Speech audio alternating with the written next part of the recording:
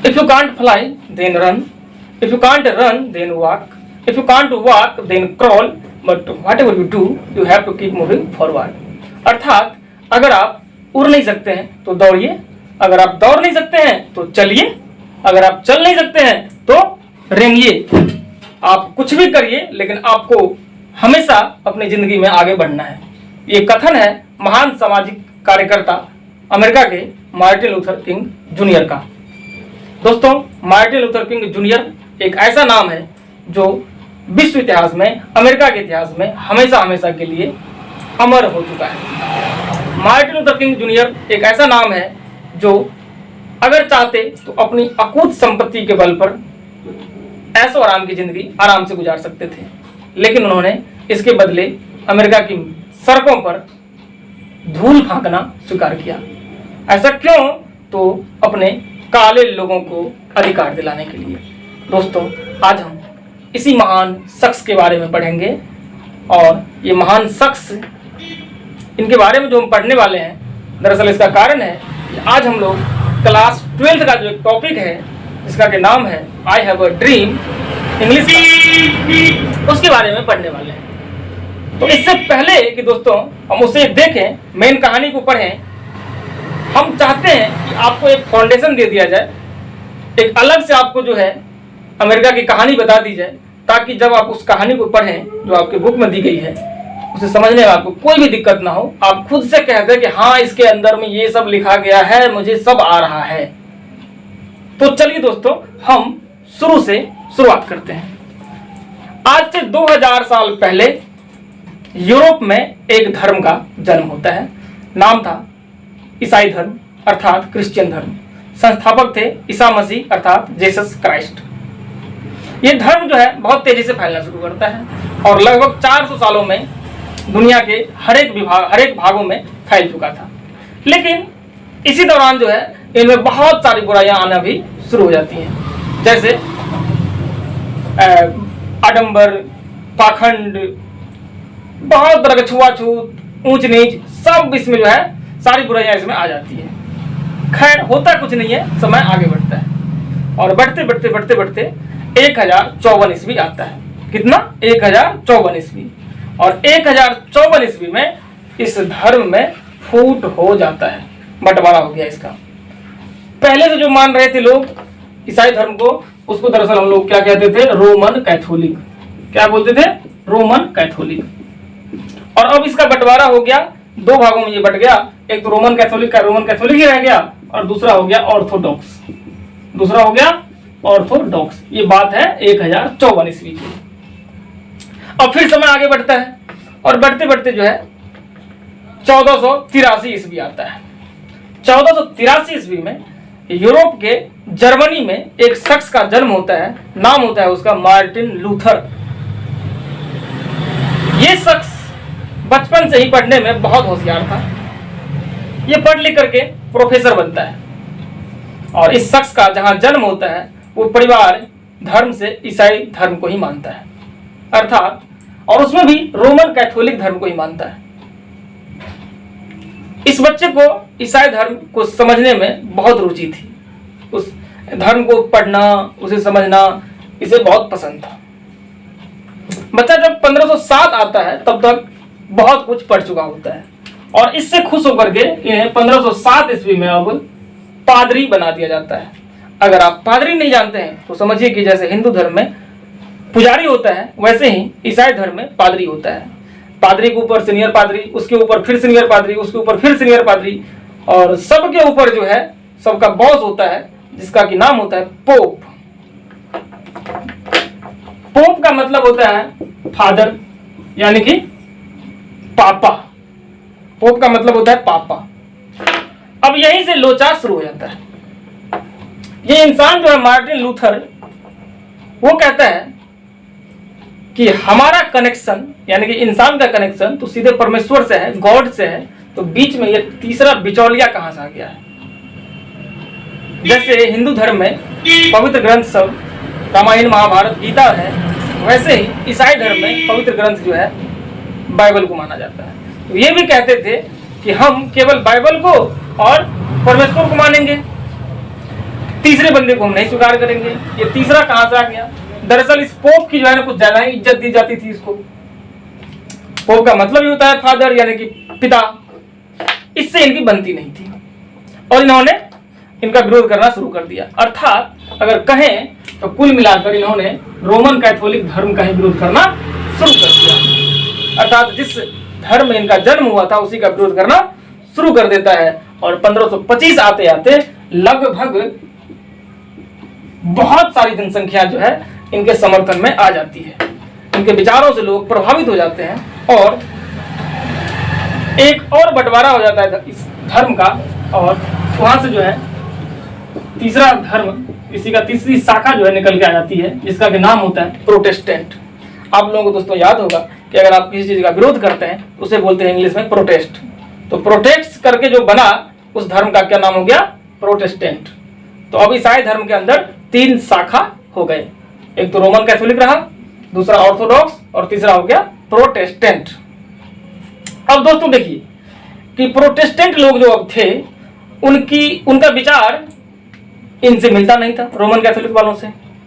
और ये समय था राजतंत्र का। दुनिया के लगभग तमाम देशों में राजतंत्र ही हुआ करता था उस समय, लोकतंत्र उस समय नहीं था।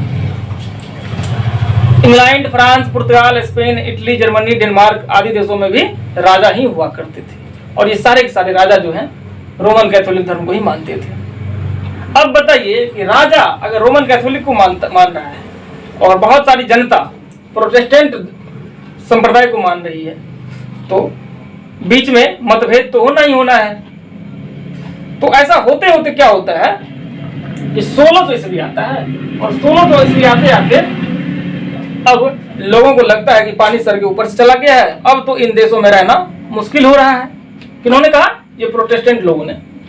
और ये लोग एक नया आशियाना खोजना शुरू कर देते हैं, एक नया ठिकाना खोजना शुरू कर देते हैं और ये ठिकाना होता है इन लोगों का अमेरिका।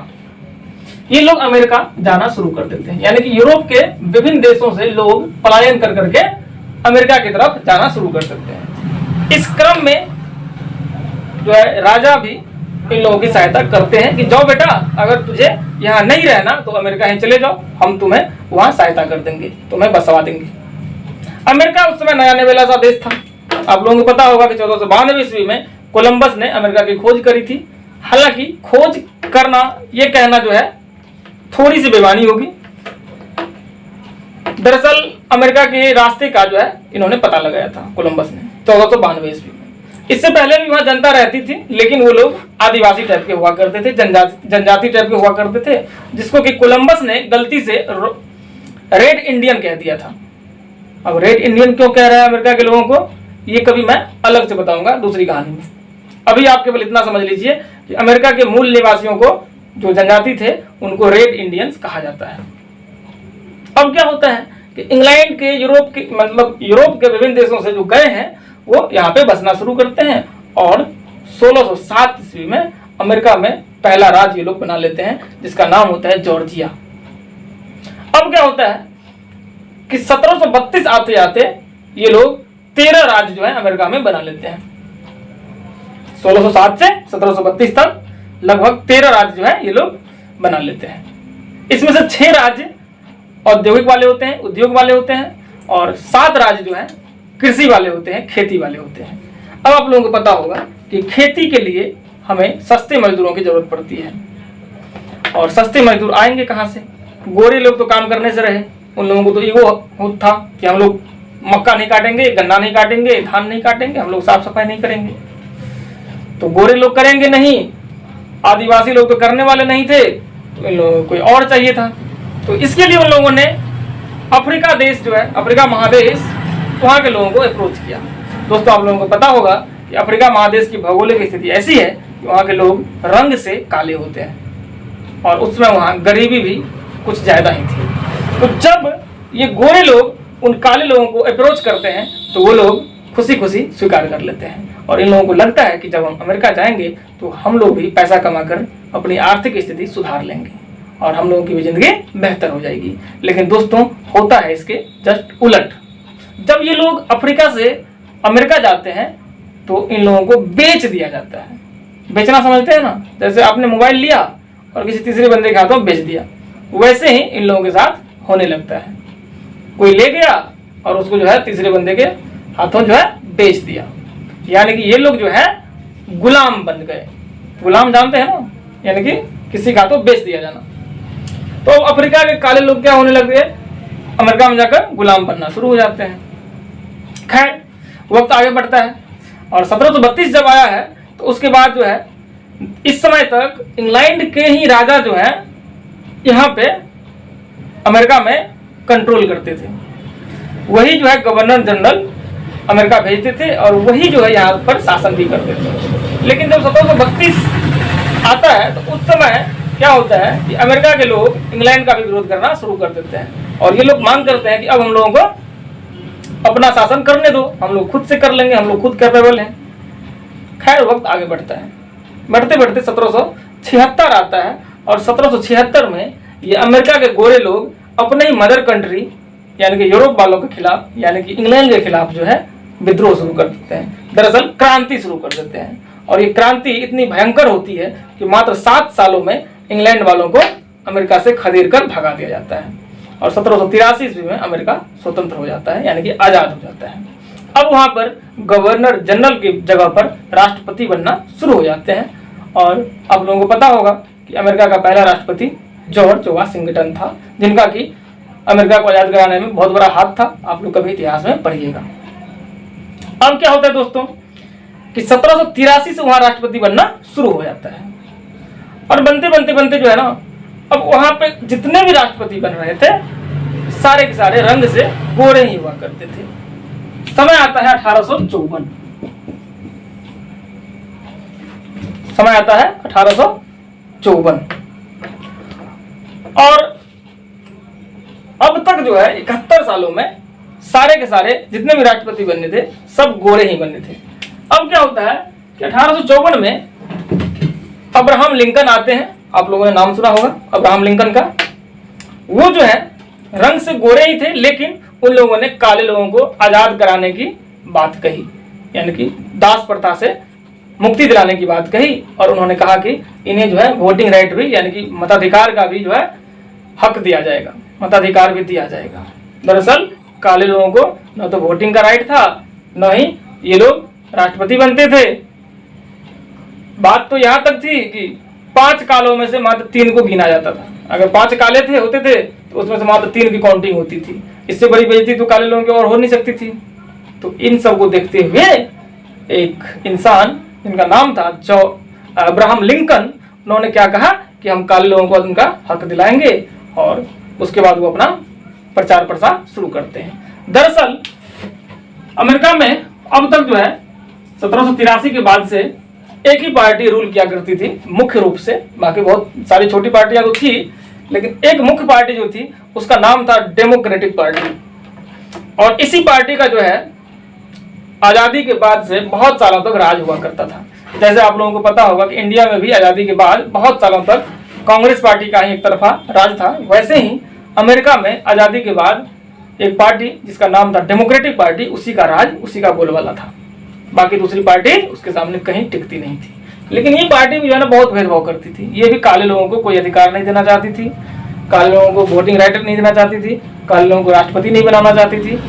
तो ये सब चलता रहा और 1854 में जब ये अब्राहम लिंकन आते हैं तो उन्होंने एक नया पार्टी का गठन किया और उस पार्टी का नाम जो है दिया रिपब्लिकन पार्टी।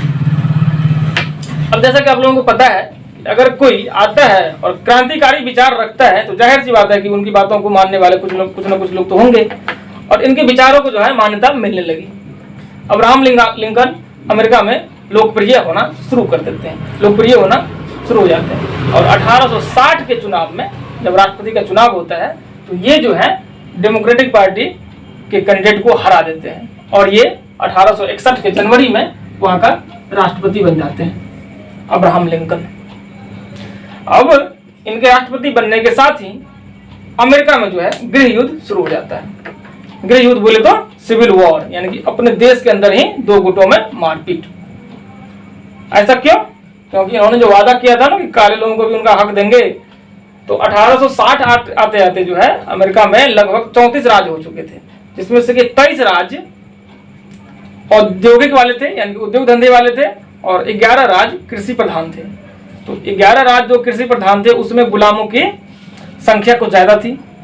तो ये जो है 11 राज्य उन 23 राज्यों के खिलाफ लड़ाई शुरू कर देते हैं और इसमें खूब विरोध, खूब लड़ाई झगड़ा जो है होती है। लेकिन 1863 में ये अब्राहम लिंकन साहब जो है दास प्रथा को खत्म कर देते हैं अमेरिका से। लेकिन 1865 में इनकी हत्या कर दी जाती है और बेचारे जब तक इम्प्लीमेंट करते इन कानूनों को तब तक इनकी मृत्यु हो गई, इनकी हत्या कर दी गई। आप लोगों को पता होगा कि अगर कोई इंसान ही नहीं रहा तो उसको सही से धरातल पर लागू कौन करेगा। आप लोगों को ये भी पता होगा कि बिहार में मान लीजिए ऐसे तो कागज पे है ना जी, तो दारू बंद है, लेकिन क्या बंद है? नहीं मिलता है क्या? वैसे ही अमेरिका में भी हुआ कि कागज पर तो दास प्रथा खत्म है, लेकिन रियलिटी में कुछ और है। रियलिटी में जस का तस पहले की तरह ही हालात बनी हुई है। अब वक्त जो है और आगे बढ़ता है और समय आता है 1929 का। 1929 में एक शख्स का जन्म होता है जिसका नाम होता है मार्टिन लूथर किंग जूनियर। यहाँ पे मार्टिन लूथर किंग जूनियर जो है ना दूसरा है। पहले जो मैंने कहा था वो थे मार्टिन लूथर और ये है Martin Luther king junior. Junior कैसे? तो इनके पिताजी का नाम था मार्टिन लूथर किंग सीनियर। पिताजी मार्टिन लूथर किंग सीनियर और उनके बेटे का नाम था मार्टिन लूथर किंग जूनियर। जन्म होता है 15 जनवरी 1929 को जॉर्जिया के राजधानी अटलांटा में। जॉर्जिया अमेरिका का एक राज्य है और उसकी राजधानी है अटलांटा। वहीं पे इस शख्स का जन्म होता है 15 जनवरी 1929 को। और ये शख्स जो है कलर से काले थे। दोस्तों एक बात याद रखिएगा कि दुनिया में रंग के आधार पर 4 प्रकार की प्रजाति पाई जाती है। पहला सफेद प्रजाति अर्थात यूरोपियन प्रजाति अर्थात काकेसाइड प्रजाति। दूसरा पीली प्रजाति अर्थात मंगोलाइड प्रजाति अर्थात एशियाटिक प्रजाति। तीसरा काली प्रजाति अर्थात अफ्रीकन प्रजाति अर्थात निग्रोइड प्रजाति। और चौथा संकर प्रजाति अर्थात हाइब्रिड नस्ल का, जिसे कि हम लोग लाल प्रजाति कहते हैं और इसको जो है दूसरा नाम भी देते हैं, जिसे हम अमेरिकन प्रजाति कहते हैं। 4 तरह की प्रजाति आपको याद होगी ना। पहला सफेद प्रजाति, दूसरा काली प्रजाति, तीसरा पीली प्रजाति और चौथा लाल प्रजाति। ये अफ्रीका के लोग जो है काली प्रजाति के थे, जैसे कि हम लोग निग्रो कहते हैं, निग्रोइड प्रजाति के थे ना, इसलिए निग्रो कहते हैं। तो ये भी निग्रो ही थे और निग्रो लोगों को ही दरअसल अमेरिका में कोई अधिकार नहीं दिया गया था। इन लोगों को ना वोटिंग राइट था, ना ये लोग चुनाव में खड़ा हो पाते थे, ना कुछ कर पाते थे। इन लोगों के अधिकार के लिए जो है ये लड़ना शुरू कर देते अपनी जवानी से ही। और 1955 में इस शख्स ने अर्थात मार्टिन लूथर किंग जूनियर ने अमेरिका में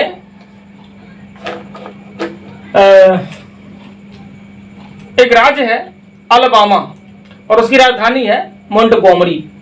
तो अलबामा की राजधानी जो मोंटगोमरी है वहां पे 1955 में मार्टिन लूथर किंग जूनियर ने एक आंदोलन किया जिसका कि नाम था मोंटगोमरी बस बॉयकॉट, यानी कि बस बॉयकॉट किया था, यानी कि बहिष्कार। और 1955 में ही जब आंदोलन करते हैं तो ये बहुत फेमस हो जाते हैं मात्र 26 साल की आयु में और इन्हें पूरे अमेरिका में जाना जाने लगता है। ये नेता बन जाते हैं और यहाँ से जो है ये अपना संघर्ष शुरू कर देते हैं काले लोगों को उनका हक दिलाने के लिए। समय आगे बढ़ता है और ये अपना काम करते रहते हैं। 1957 आता है और 1957 के 10 जनवरी को इन्होंने एक संगठन का जो है गठन किया, जिसका भी नाम था southern Christian leadership conference. Southern Christian leadership conference का गठन करते हैं ये 10 जनवरी 1957 को और इसके माध्यम से ये जो अमेरिका में लोगों को जागरूक करना शुरू करते हैं। काले लोगों को जो है एक बैनर के तले लाना शुरू करते हैं, उनको याद दिलाना शुरू करते हैं कि देखो जी तुम्हें कोई अधिकार नहीं दिया गया है, तुम लोग यहाँ जानवरों की तरह हो, ऐसे कैसे काम चलेगा, चलो मेरे पीछे आओ, हमारे साथ काम करो, हम जो है तुम्हें तेरा अधिकार दिलाएंगे। बात इनकी लोगों तक पहुंचने लगी और लोग जो है इनके सपोर्ट में आना शुरू कर देते हैं। दोस्तों समय आगे बढ़ता है और 1963 आता है। 1963 ये वही साल था जब अमेरिका में कथित दास प्रथा को समाप्त हुए 100 साल हो चुके थे। आपको याद है ना कि 1863 में अब्राहम लिंकन ने दास प्रथा को खत्म किया था, लेकिन वास्तव में तो खत्म हुआ नहीं था। छुआछूत सब कुछ तो अभी जस का तस बना ही हुआ था। काले लोग अभी भी न तो अमेरिका के गोरे लोगों के साथ जो है बस में बैठ सकते थे, न किसी मोटल में रह सकते थे, न किसी होटल में रुक सकते थे, कुछ नहीं। गोरे लोगों के साथ न स्कूल जा सकते थे, न गोरे लोगों के बच्चों के साथ काले लोगों के बच्चे जो है कहीं एक साथ बैठ सकते थे, कुछ भी नहीं कर सकते थे। इतना भेदभाव था। अब क्या होता है कि 1963 में जब 100 साल हो जाते हैं ना, तो चूंकि अब्राहम लिंकन ने दास प्रथा को खत्म तो किया था ना, कागज पे ही सही लेकिन खत्म तो किया था ना, तो इनको जो है वो मार्टिन लूथर किंग जूनियर अपना आदर्श मानते थे। और इन अब्राहम लिंकन का जो स्मारक है एक अमेरिका की राजधानी वाशिंगटन डीसी में बना हुआ है।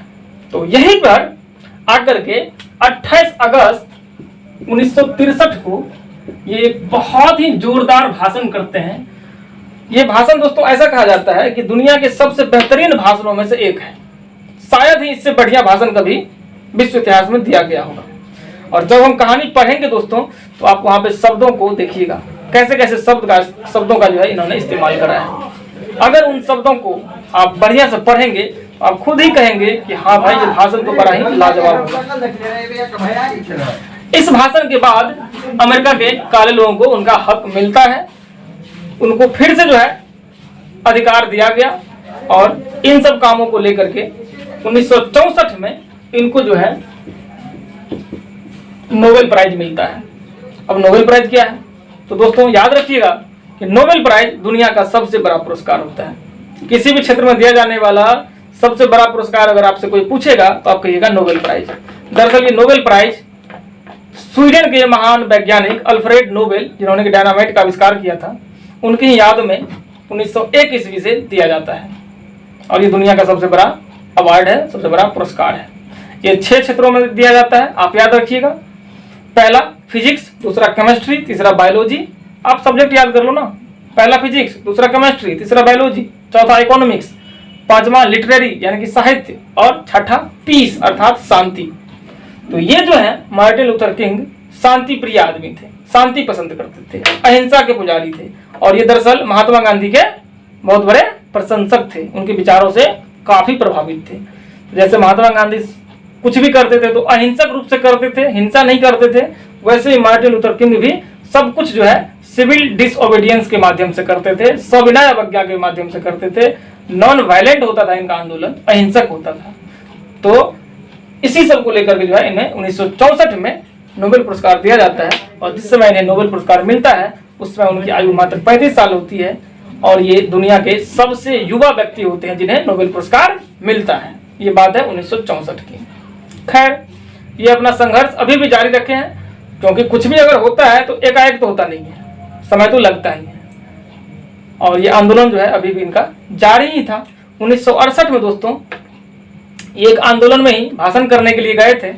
और 1968 के 4 अप्रैल को, याद रखिएगा डेट, 4 अप्रैल 1968 को जेम्स अर्ल रे ने इनकी हत्या कर दी गोली मारकर। 4 अप्रैल 1968 को जेम्स अर्ल रे नामक एक शख्स ने इनका वध कर दिया, इनकी राजनीतिक हत्या कर दी गोली मारकर। और बेचारे की मृत्यु हो जाती है। कब? 4 अप्रैल 1968 को। अर्थात मात्र 39 साल में जो है इन्होंने अमेरिका के लिए, विश्व इतिहास के लिए इतना कुछ कर दिया। मात्र 39 साल की अवस्था दोस्तों क्या होती है? 39 साल कुछ भी नहीं। 39 सालों में इन्होंने जितना कर दिया शायद ही दुनिया में कोई इतना कर पाएगा। दोस्तों मेरे ख्याल से ये कहानी आपको पसंद आई होगी। अगर आप इस कहानी को याद रखते हैं तो जब हम ओरिजिनल कहानी पे आएंगे, जब उसको हम पढ़ना शुरू करेंगे तो आपको कुछ भी भारी नहीं लगेगा। सब कुछ लगेगा हम लोग सब कुछ पढ़ चुके हैं, जो भी उसमें लिखा गया होगा ना सब मुझे आ रहा है। तो उम्मीद करते हैं दोस्तों कि आपको ये कहानी पसंद आई है। अगर आप मेरे काम से संतुष्ट हैं तो कृपया हमारे चैनल को सब्सक्राइब कर लें। चैनल का नाम है कुशवाहा अकेडमी दरभंगा। आपको मैं अपना नाम भी बता देता हूँ। मैं हूँ इंजीनियर मुकेश कुशवाहा और मैं यहाँ पर मैथमेटिक्स और इंग्लिश पढ़ाता हूँ, साथ में हिंदी, मैथ भी और उर्दू भी एक्स्ट्रा क्लासेस लेता हूँ। तो चलिए दोस्तों, वीडियो को ज़्यादा लंबा ना खींचते हुए इसे आज यहीं पर समाप्त करते हैं। आप लोगों का दिन शुभ हो।